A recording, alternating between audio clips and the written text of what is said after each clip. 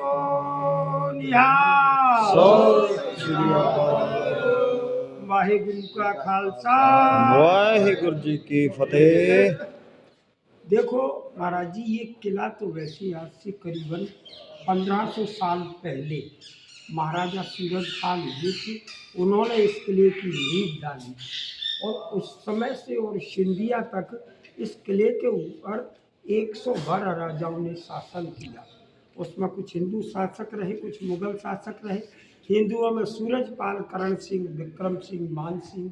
मुगल काल में शाहजहाँ, जहांगीर, औरंगजेब। जहांगीर के शासन काल में यहाँ 6वें बादशाह हरगोविंद शाह महाराज पधारे। वैसे ये किला 10 किलोमीटर के क्षेत्र में 112 राजाओं ने शासन किया है। अलग अलग राजाओं ने इसका निर्माण कराया है। जो गुरु महाराज पधारे, गुरु महाराज 16वीं सदी में जहांगीर के शासन काल में इस किले के ऊपर आए और उनका आने का कारण एक्चुअल में जहांगीर के शासन काल में जहांगीर का जो वजीर था चंदू, वो गुरु घराणे से दुश्मनी रखता था और दुश्मनी का कारण था कि उसने अपनी लड़की की सगाई के लिए अर्जुन देव महाराज के पास पत्र भेजा। महाराज ने पहले उस रिश्ते को स्वीकार कर दिया, बाद में चंदू ने अपने आप को बड़ा बताया और गुरु घराणे को छोटा बताया। चौबारी दीठ मनारे बिच, ये संगतों को बुरा लगा। संगतों ने पत्र लिखकर महाराज से मना कर दिया, ये रिश्ता नहीं रखना। तभी से वो दुश्मनी रखने लगा और उस दुश्मनी के कारण ही उसने अर्जुन देव महाराज को लाहौर में शहीद करवाया। उसके बाद वो अपने हरगोविंद साहब को भी नाना प्रकार से कष्ट देने की स्कीम बनाता रहा।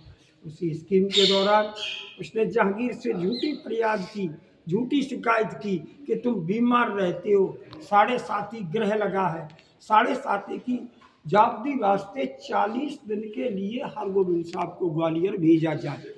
ये तो एक बहाना था, वो महाराज को कष्ट देना चाहता था। जिस समय महाराज से कहा कि तुम्हें 40 दिन के तप के लिए ग्वालियर जाना है, महाराज समझ गए ये चंदू की चाल है। महाराज तैयार हो गए और महाराज के साथ में 5 संत जो अर्जुन देव महाराज के साथ में लाहौर गई थी, वही 5 संत हरगोविंद साहब के साथ में ग्वालियर के लिए रवाना हुए। भाई जेठा जी, भाई पेड़ा जी, भाई विधि चंद, भाई नगाह जी, भाई गट्टू जी, इन 5 संतों को लेकर के महाराज ग्वालियर किले में प्रवेश हुए। यहाँ भेजने का एक और कारण था कि यहाँ का जो किलेदार था हरदास दरोगा, वो चंदू का रिश्तेदार था। उन्होंने सोचा मेरा रिश्तेदार होने की वजह से और हरगोविंद साहब को कष्ट मिलेगा, लेकिन ये उल्टा हुआ। जिस समय महाराज पधारे, हरदास दरोगा महाराज के चरणों में पड़ा। जिस समय महाराज ऊपर आए तो ये मुगल काल में पूरा किला जेल के रूप में प्रयोग में लिया गया था।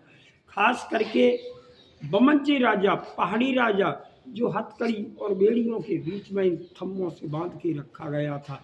जैसे ही गुरु महाराज पधारे, गुरु महाराज को देख करके राजा रो पड़े।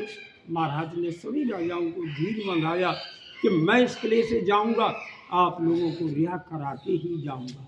महाराज को जो खाने का प्रबंध किया, उस खाने को महाराज ने स्वीकार नहीं किया। उन्होंने बमंजी राजाओं वितरण करवा दिया और जो संत आए थे वो नीचे जाकर किरत की कमाई, मेहनत से जो अन्न कमा के लाते, उसी अन्न की रोटी को महाराज ग्रहण करते अथवा संतों के साथ में लंगर छकते। गुरु महाराज इस किले के अंदर 2 साल 3 महीने रहे और जहाँ गुरुद्वारा साहब बने वहाँ बैठ के महाराज ने तप किया और इधर आकर के राजाओं को उपदेश और शिक्षाएं दी। जब ज़्यादा समय हो गया, 40 दिन की अपेक्षा, तो उधर अमृतसर में गंगा माता जी को दुख हुआ। गंगा माता जी ने बाबा बुढ़ा जी से कहा कि तुम ग्वालियर जा कर के और हरगोविंद साहब को लाया जाए। माता जी की आज्ञा पा करके बाबा बुढ़ा जी ग्वालियर आए और यहाँ आकर उन्होंने भाई जेठा जी और पेड़ा जी से कहा कि कुछ शक्ति दिखा करके यहाँ से हरगोविंद साहब को ले जाया जाए। लेकिन सिख धर्म में शक्ति का प्रदर्शन करना गुरु का हुक्म नहीं था। फिर भी उन दोनों संतों ने माता जी की आज्ञा होने की वजह से जहांगीर को सपना दिया। जहांगीर पहले दिन नहीं समझ पाया।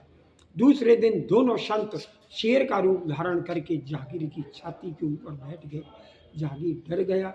घबराता हुआ अपने सपने का हाल अपनी बेगम मलका नूरजहाँ से कहा। नूरजहाँ बहुत समझदार थी। बोले तुमने किसी संत को कैद में रखा है? बोले मैंने हरगोबिंद साहब को ग्वालियर भेजा था, मैं उनकी याद भूल गया। बोले जल्दी जाके वापिस कर, नहीं तेरा राजपाट नष्ट हो जाएगा।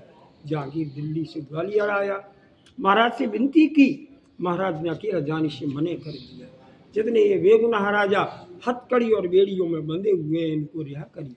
तो जहांगीर ने एक शर्त रखी, वहाँ भी एक चाल चली कि महाराज आपका पल्ला पकड़ के जितने भी बंदे एक साथ इस गेट से निकल सकते हैं उनको मैं रिहा कर सकता हूँ। ये शर्त इसलिए रखी कि राजपूत राजा पल्ला नहीं पकड़ेंगे और महाराज का वचन भी पूरा हो जाएगा। लेकिन राजाओं के लिए मालूम था कि साक्षात गुरु है, गुरु का पल्ला पकड़ेंगे तो इस किले से तो क्या संसार सागर से पार हो जाएंगे। महाराज ने रातों रात बमंजा कली का चोला पहना जिसमें मामल लड़ी थी और एक एक बंदे को पकड़ा करके जो महल की बाजू से जो बड़ा गेट बना है उस गेट से लेके नीचे उतरे। जब इसे दाता बंदी छोड़ के नाम से सारी संगतों ने जय जयकार बनाई। बोले सोनिया और जेड़ा तुसी